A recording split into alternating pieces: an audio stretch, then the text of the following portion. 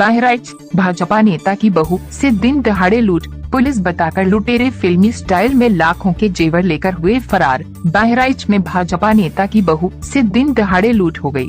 लुटेरों ने फिल्मी स्टाइल में 2.5 लाख के जेवर पलक झपकते ही ले उड़े। महिला ने मामले की शिकायत की है। पुलिस जांच पड़ताल में जुट गई है। बदमाशों के हौसले बुलंद हो गए हैं। यहाँ बदमाशों ने भारतीय जनता पार्टी के वरिष्ठ नेता एवं पूर्व नगर पालिका अध्यक्ष यालाल रूपानी की बहू से दिन दहाड़े जेवरात लूट लिए। बीजेपी नेता की बहू के साथ हुई लूट की घटना से इलाके में हड़कंप मच गया। वारदात के बाद पीड़िता ने कोतवाली में तहरीर दी है। पुलिस केस दर्ज कर जांच की कार्यवाही में जुट गई है। बता दें कि पूरा मामला नगर कोतवाली इलाके का है।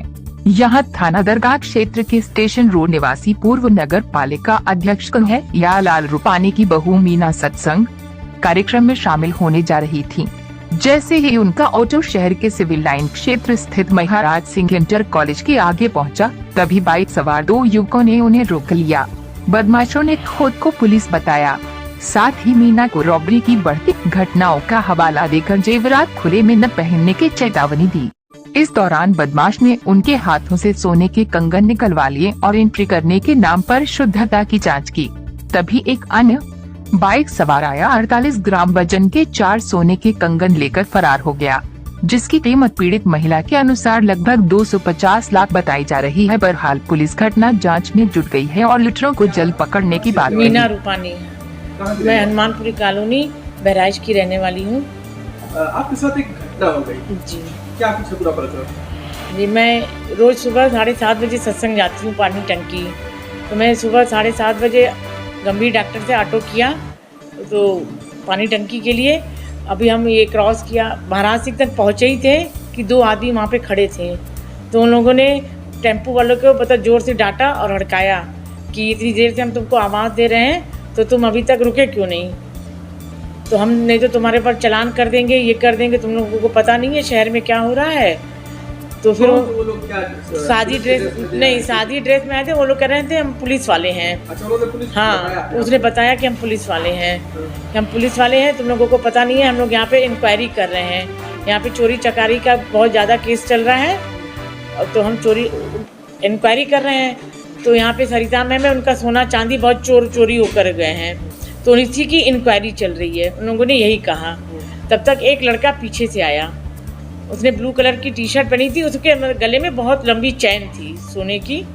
अब थी सोने की कि क्या थी वो नहीं मालूम, पर वो चैन पहनी थी। तो उसने कहा कि आप ये चैन पहन करके कहाँ घूम रहे हैं, आपको पता नहीं कि कितनी चोरी चकारी चल रही है।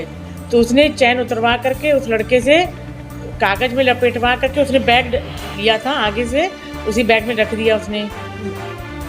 फिर वो मेरे पास आए, आपको पता नहीं है, ये सोना उतारिए, चूड़ी वे भी पहनी थी, रिंग पहनी थी, पर उन्होंने रिंग मतलब हमने कहा ये रिंग वो नहीं है, असली नहीं है, तो उन्होंने छोड़ दी। उन्होंने कहा ये जो चूड़ी पहनी है उसको उतारिए और कागज़ में रखिए। तो हमने कहा नहीं, हम अपने पर्स में रख लेंगे, आपको उसकी टेंशन लेने की ज़रूरत नहीं है, हम पर्स में रख लेंगे, हम चले जाएंगे, फिर पहनेंगे ही नहीं। तो उन्होंने कहा नहीं, कागज़ में रखिए, अभी हमको इसकी इंक्वायरी करनी है। तो वो हमसे रिंग उन्होंने उतरवाई।